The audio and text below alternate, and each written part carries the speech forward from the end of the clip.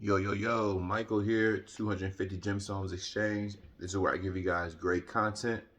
And in exchange, you guys leave a like, comment, or subscribe. So, the whole Tyre Nichols thing out there in Memphis, we seen this time and time and time again. Like, it's just ridiculous, in my personal opinion, to see, I don't care, me personally, cop is a cop. At the end of the day, they are human beings with authority. You know what I mean? Anytime you have human beings with authority, and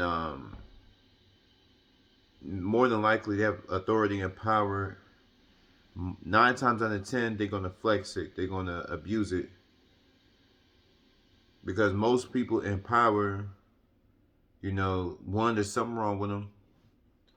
Two, they're probably bullied in school, and this is their opportunity to get some get back. They have a negative outlook on the world, but they're in disguise in a uniform. There's many different reasons, maybe mental illness, but at the end of the day, in those uniforms are human beings, and all human beings are imperfect. All.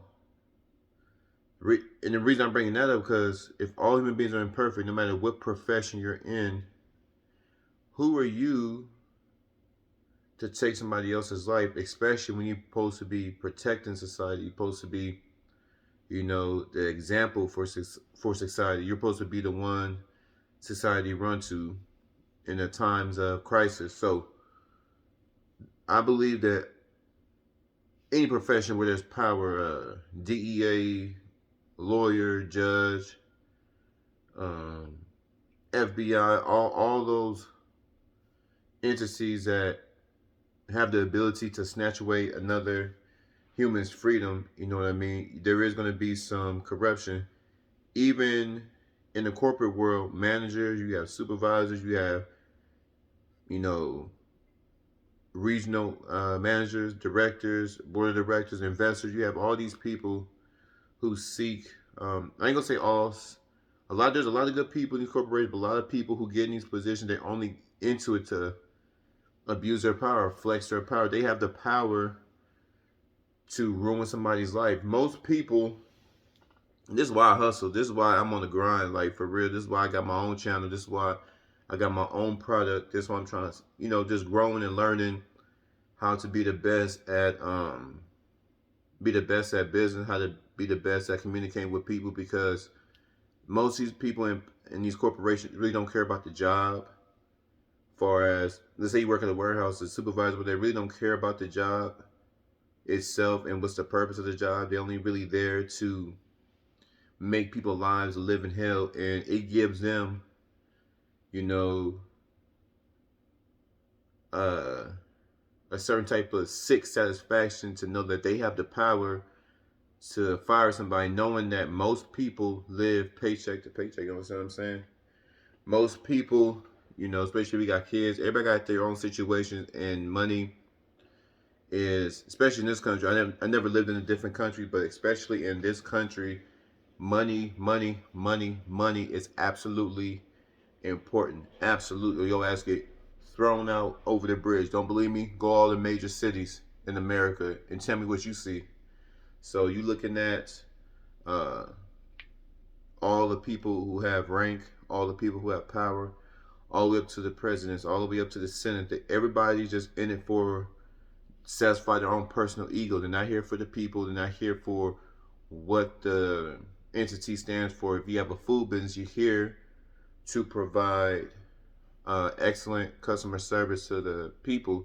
They're coming to receive an experience. They're paying their hard-earned money to come be served, to come to be acknowledged, to come to be pampered. It's a pampering business. You know what I mean? It's a spoil. You come here to spoil our guests right and build relationships. You build friendships. So that's why. And I've seen it. I was the type of person. Every job I went to, I figure out, okay, what's the culture of the business? What's the culture of the people? What are we doing? What's the overall goal? Is the goal to play politics. Oh, I don't like this supervisor, or the supervisor don't like this employee, so they building the case. I've seen that happen a lot. I've seen good employees get done dirty just simply because a supervisor just didn't like them. I see there's a whole bunch of people that were actually qualified, and like a person that was qualified to move up, they didn't get that position because the people that are already up there didn't like this person. So this person has to stay where they at. And that's mental. So that means they're going to continue making the same amount. That going up can be a life changer, whether it be monetary or just a self gratification. Like, well, I've been in this company 10 years. I think it's time for me to move up, take on more responsibility. And it's more pay for them and their family. But the person up top that's already here that makes the final decision where this person moves up, they have the power. That's why I'm talking about that power to say no. And by them having that power to say no, that makes them, like I said, give them a sick satisfaction, knowing that they have the power to stop somebody from progressing, knowing that they have the power to kick somebody out in the ass. So that's why I say, as far as just police, Tyre, Nichols, it's just human beings with power. Now, as far as like the racism and all that stuff, yeah, that's true though. It's all, I believe in degrees. So my experience with cops, like I said, now I'm saying this based off what I see on the media and my personal experience. My personal experience with the cops, there were some cool ass cops. Cool ass shit. They thought it was a gangbang. So I grew up in California, and when you're a young black male, typically, and there's a bunch of y'all, cops get nervous and they want to shake you down. But here's the thing though. At the end of the day, we should have the right to walk down the street. It's a bunch of kids. Now that I'm a grown man, I'm seeing like how they do kids. That's kind of crazy. I mean, the cops were cool. But what I'm saying is, for a grown man, knowing that kids, when you're 14 to 18, and you're looking at potentially taking this kid's freedom and throwing them in the system, knowing what that system does psychologically to a person, your life experience typically gives you your perspective on life. So if you've been thrown in the system, they snatch you off the street, whether you actually did it was a false charge, you be introduced to a world you should have never been introduced to. Talking about the judicial system, juvenile, county, prison. So my encounter with the cops was the one that thought I was a gangbanger. He was cool. I was just walking to work. But here's the thing: I was by myself that day. I don't know what was going on. They claimed there was a lot of burglaries, but if I was a burglar, why the hell I'd just be walking around looking crazy? But I don't know. It was just. But he gave me a ride to the job. It was 2 white officers, and they gave me a ride to my job was way out. He said, "Where are you walking to?" I was like, "Oh, I'm about to go to Carmichael." And I was in North Sacramento somewhere, and he was like, "Oh, we'll give you a ride." They gave me a 20-minute ride. White officers. I had another white officer that pulled me over, had a speeding ticket. Skirt. Gave me a ticket. He was cool as shit too. The same month, I got another speeding ticket. Skirt. It was a black officer. He wasn't an asshole, but he was just real shrewd. He was an old black officer. I knew what that meant. I mean, he been catching a lot of people. He called me. He said, "Come on, pull on in, come get your ticket," and he sent me about my way. I also had a Latino officer in Cali. He was cocky and arrogant.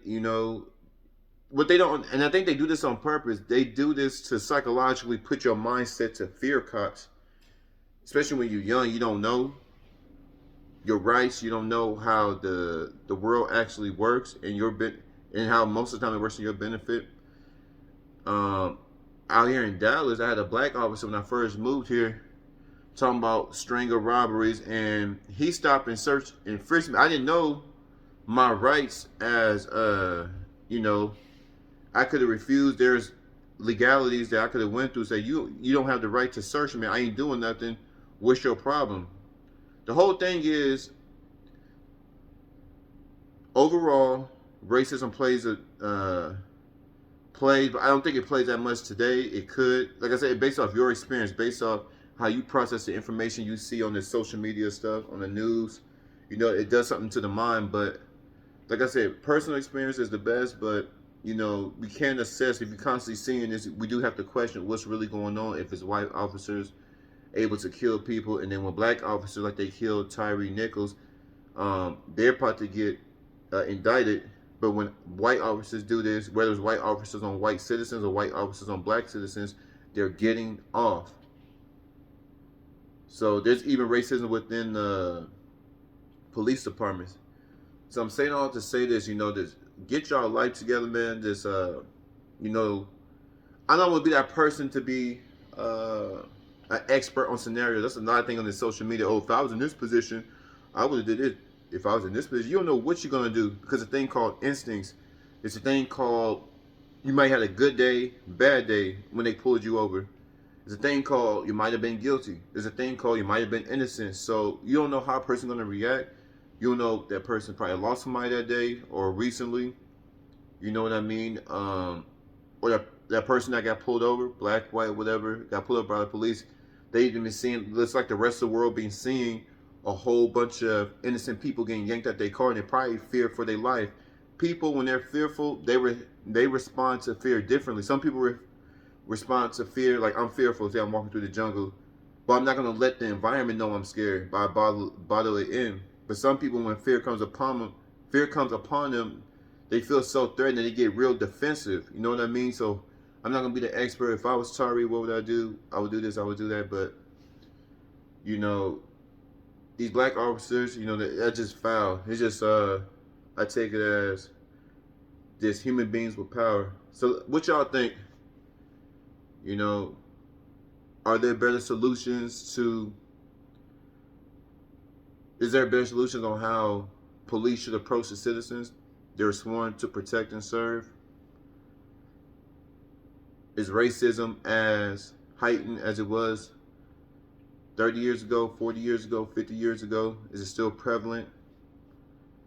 So y'all let me know what y'all think.